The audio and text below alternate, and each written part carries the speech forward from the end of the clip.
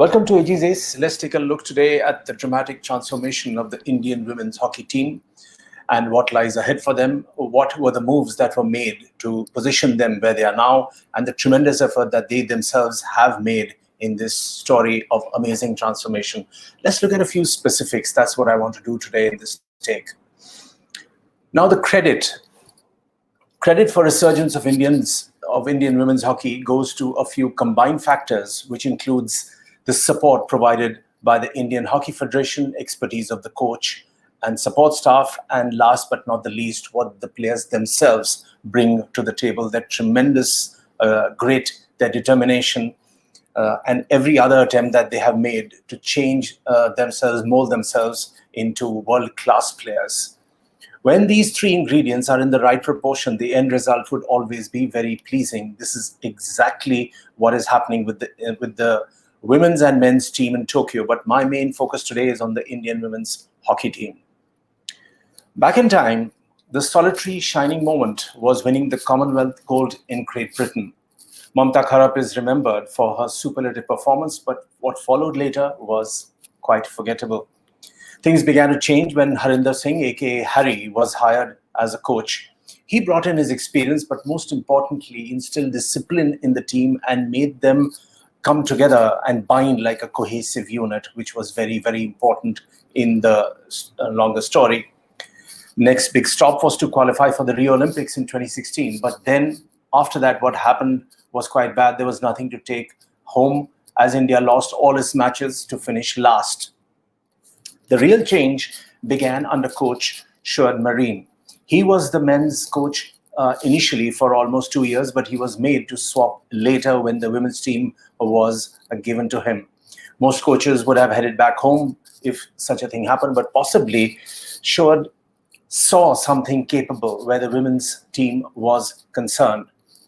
Shuad believes in discipline and wants players to think for themselves. The second factor I find most interesting. Players can be drilled, trained, and made fitter, stronger, but you can't really make them think for themselves. If they don't want to, a coach cannot play for the team on the ground. Strategy, yes. Set pieces, yes. Tactics, yes. But when a game is in full flow, players need to think on how to capitalize on the chances. That is what Shuad has taught the team, among other things. He has an excellent support staff, which has made a big difference. He hired an American coach for tactical support. They made the players concentrate on three things: fitness, game awareness, and thinking. The thinking part I find very interesting because the thinking part taught the Indian women's team on how to capitalize against stronger teams. That was a key change. So in easier terms, they were basically instilled and made to think that no matter how big a team is, on any given day, they are beatable, and you should know how to capitalize on that.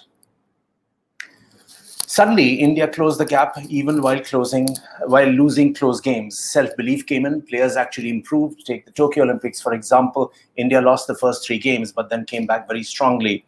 Still, we must not forget that this euphoria generated by massive fan excitement is not strong enough to trigger a mass movement for hockey in India. There are many other things which would be required for a resurgence of hockey. A dream come true is not a foundation for change. I hope this becomes a catalyst for change. Commitment and hunger from both sides, that is, the administration and players, are required to make all of this happen. Under Coach Shuad, the players are fitter. Indians are essentially very skillful ball players where they can control the ball longer compared to their Western counterparts. Speed. There's a lot of chat about speed in hockey.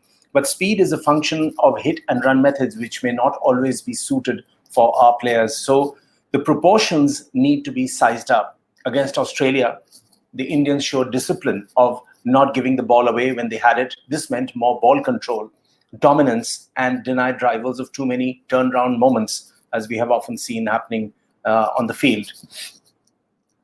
In the fading moments, they controlled the match. The defense was very good. Goalkeeper Savita did an absolutely fantastic job. She, alongside our last line of defense, forced Australia to stop direct flicks and play indirect ones. That was a major, major tactical win. Going ahead, our best chance is to beat Argentina. They are not the same team as they were between 2014 and 17. They have lost that dominance. Argentina are good ball players, but if India can take the match deep, then it automatically puts the higher seeded team under pressure. So the mantra is take the game deep and put the higher seed team under pressure, and who knows, they'll wilt. Back home, the bosses need to revive domestic hockey. They need to start the culture of club rivalry as it once used to be. People should be able to enjoy hockey at the club level and domestic level so that the bigger movement happens. We actually need, and I really believe in this, we actually need to plan beyond the Chak De India moment. That is extremely vital. Thanks for watching AG's Ace. Good luck to the Indian women's hockey team and the men's hockey team. May they have a podium finish, and we will absolutely celebrate and enjoy together. Thanks for watching AG's Ace.